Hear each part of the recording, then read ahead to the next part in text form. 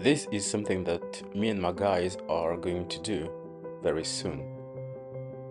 I mean, collect all the plastic and turn it into something new, more useful.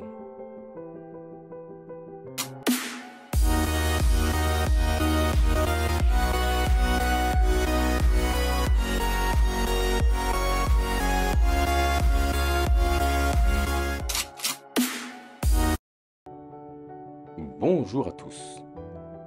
Alors, ces dernières semaines, j'ai publié pas mal de vidéos et je pense qu'il est temps d'éclaircir un peu quelles sont mes intentions. Tout d'abord, bienvenue sur la chaîne Hello Mayotte, la chaîne mahoraise qui parle de développement économique et social de notre petit bijou appelé Île au Parfum.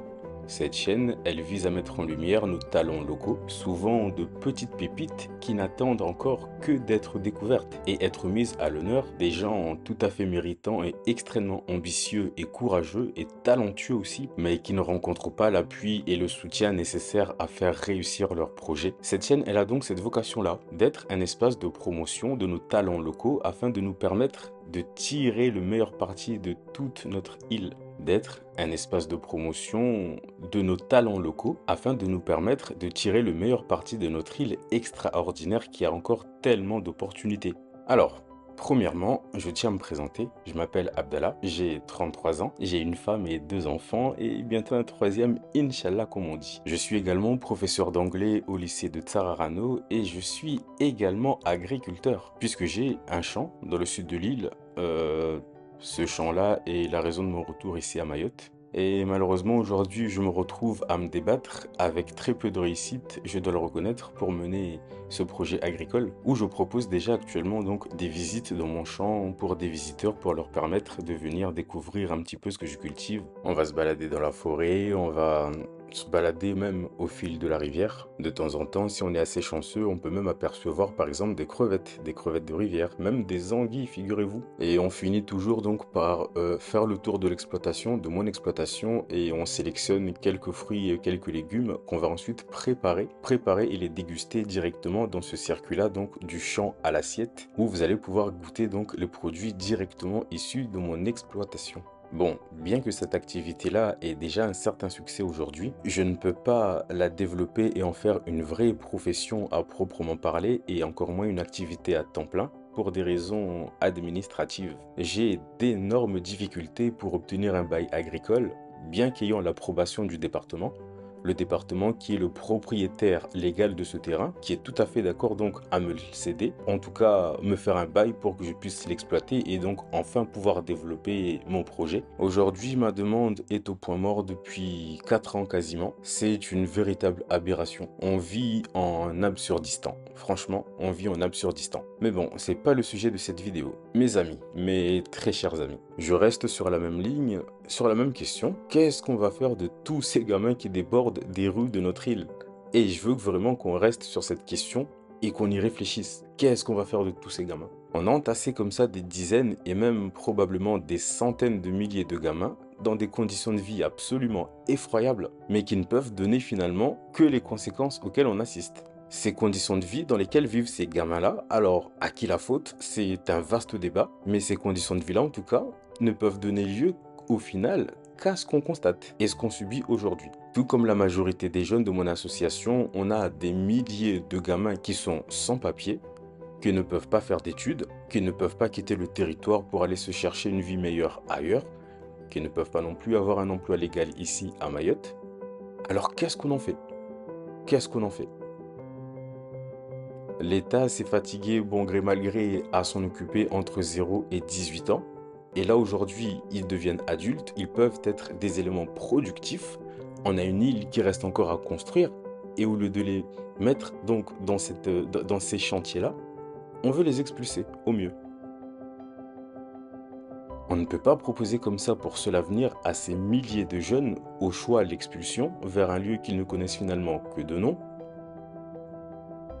Donc le choix entre l'expulsion ou vivre dans l'illégalité et dans la clandestinité, en se cachant, en devant évoluer dans l'arrière-pays, avec en ligne de mire la prison.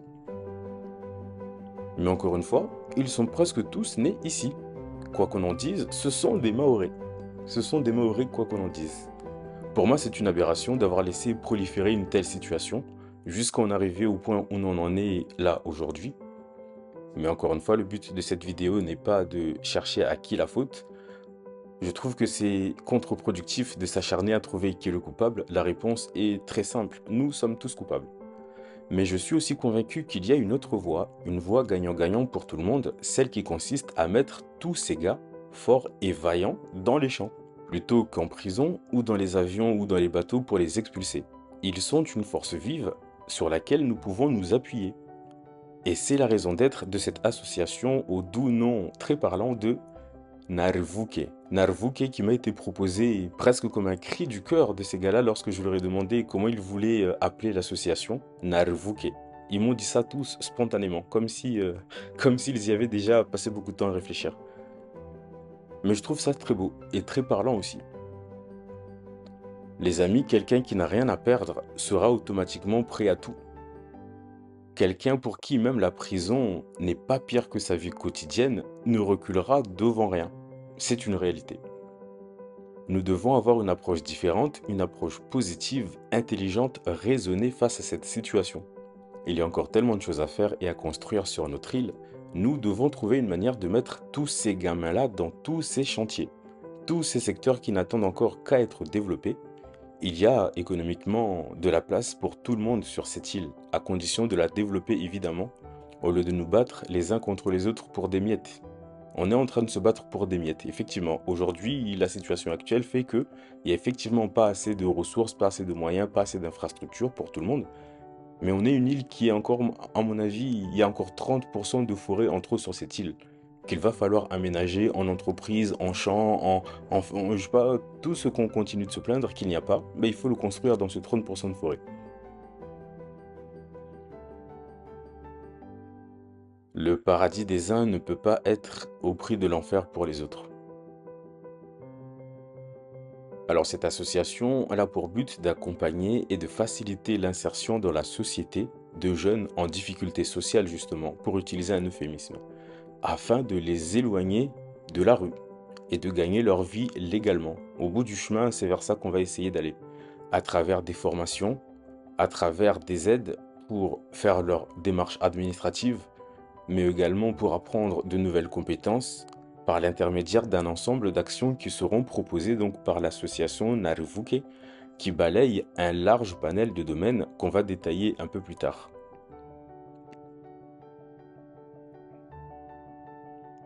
Donc, dans le cadre de ces actions de notre association, on peut distinguer deux catégories principales.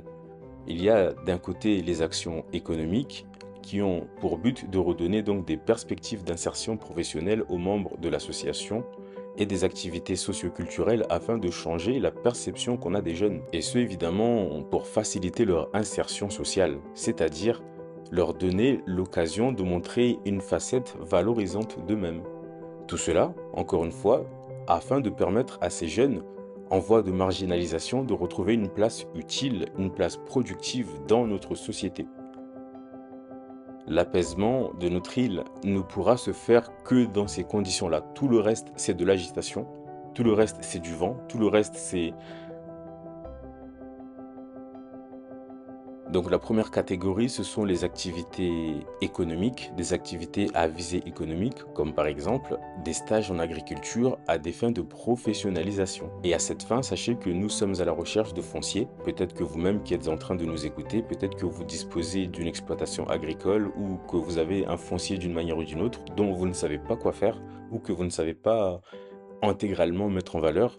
Sachez que notre association se fera un plaisir de mettre en valeur vos terrains, soit contre une rémunération en argent, soit en nous permettant de garder une partie de la récolte après production.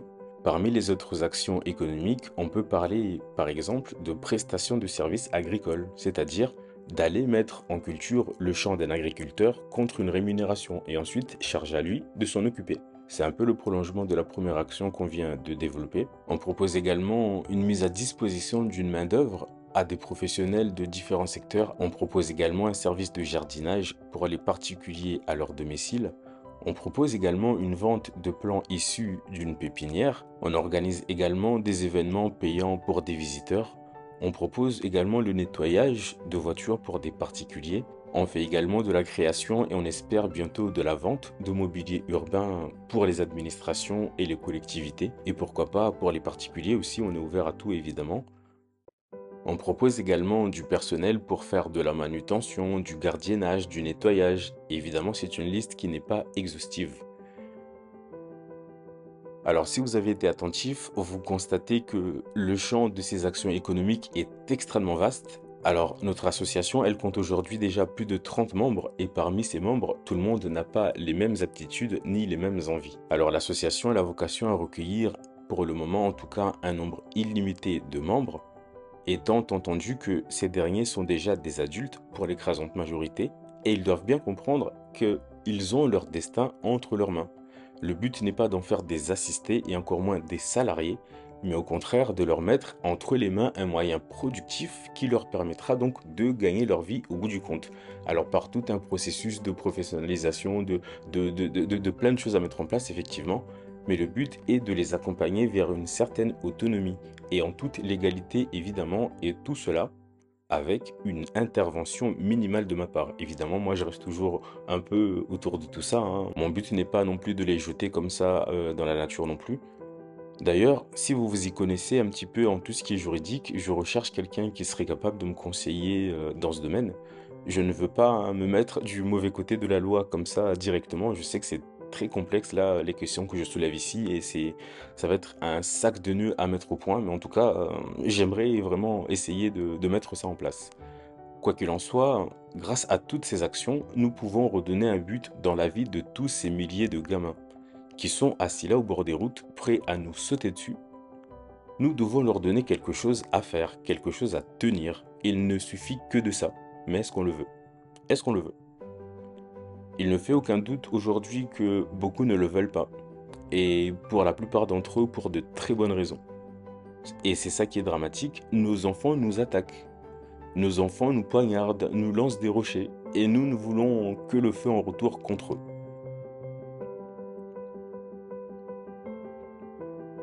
Alors notre association, elle a aussi donc modestement évidemment cette vocation-là à permettre à certains de se racheter au moins une image par l'intermédiaire d'actions sociales et culturelles, des activités qui peuvent aboutir à de vraies activités économiques. Et je pense que la stabilisation et l'apaisement de notre île passera forcément par ça. Comme je l'ai déjà dit, tout le reste n'est que agitation et futilité.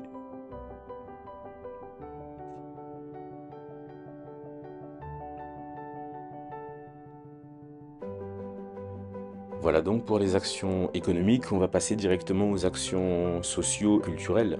On a déjà commencé à réaliser l'embellissement de notre village et de ses abords par un nettoyage régulier.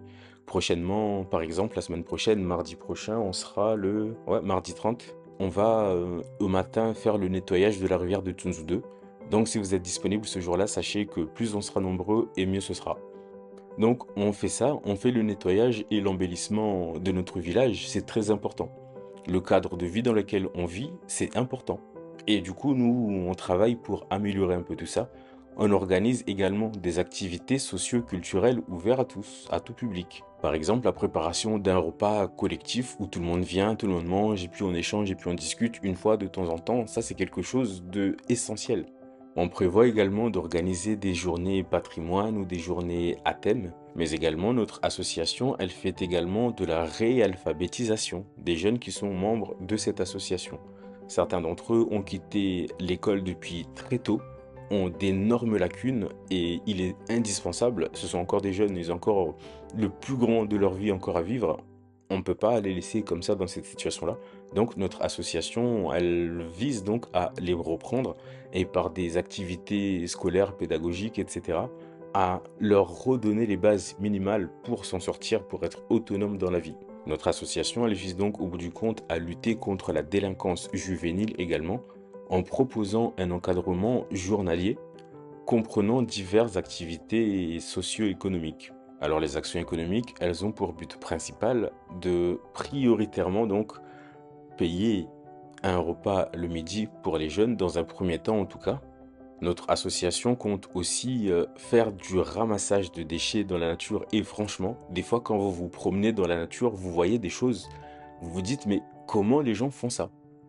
Des fois, je me promène en forêt et je vois des sacs de couches, des choses, mais qui ont nécessité un tel effort pour aller les jeter là-bas, mais que je ne comprends pas.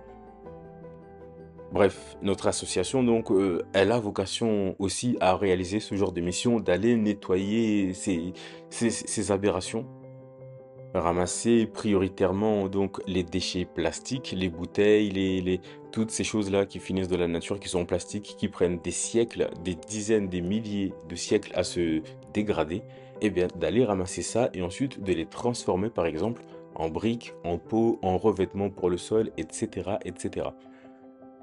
Toutes nos actions économiques, elles ont pour but prioritairement de financer un repas le midi pour les membres de l'association qui prennent part à nos différentes actions et à financer aussi les autres investissements pour d'autres actions. Et lorsque les finances de l'association le permettront, il sera envisageable d'accorder des avantages en nature de toutes sortes aux membres. L'association a la vocation à se développer sur tout le territoire de Mayotte avec l'établissement d'antennes relais dans tous les villages de l'île afin de toucher le plus de monde possible. Aujourd'hui, les amis, tout ce que je viens de dire là, avec mon association, on peut le démarrer dès demain et aboutir à quelque chose de totalement grandiose et extraordinaire. Cependant, pour des raisons légales, tout ceci pour l'instant est impossible. Comme je le disais, mes gars, ils sont sans papier.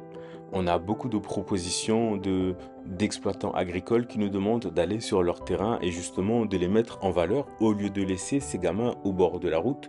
J'ai un public, j'ai des gens qui sont prêts à les embaucher, à les faire travailler et à leur permettre de gagner leur vie. Mais aujourd'hui, ça, c'est pas possible. Aujourd'hui, ça, ce n'est pas possible. Si on se déplace là de leur domicile vers les exploitations agricoles qu'on veut aller mettre en valeur, si on se fait arrêter, bah, certains vont avoir de gros problèmes. Peut-être moi-même d'ailleurs le principal.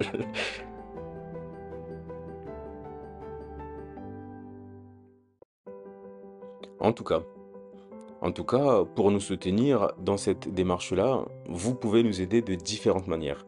Par exemple, nous avons besoin de matériel agricole. Nous avons besoin de pioches, de râteaux, de coupe-coupe, de tronçonneuses, de débroussailleuses, de tout ce genre de matériel qui nous permettent donc de nettoyer le terrain et de le mettre en valeur. Alors pour l'instant, certains des gars, ils ont leurs papiers qui sont en règle, donc on peut quand même déjà commencer l'activité avec certains d'entre eux. On a besoin de pas mal de matériel et d'outils divers pour vraiment commencer.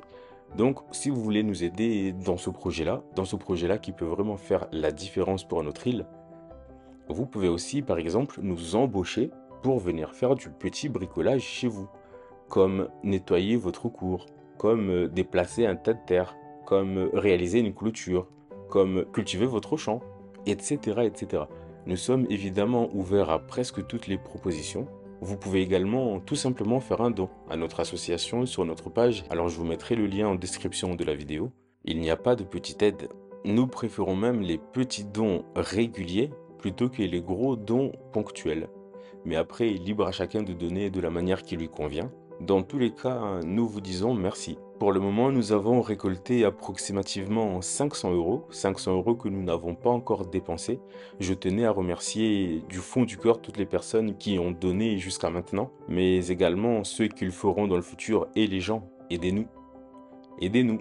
Cette initiative, elle peut vraiment faire la différence. Et elle va faire la différence. On a même déjà commencé. Et on a besoin de vous pour accélérer, pour aller plus loin, pour concrétiser ça un peu plus. Mayotte a besoin de vous. Nous aider, c'est vous aider vous-même, en définitive. Car nous partageons tous le même territoire. Nous avons besoin de réapprendre à vivre ensemble. Alors merci à tous et je vous dis à bientôt. Ciao.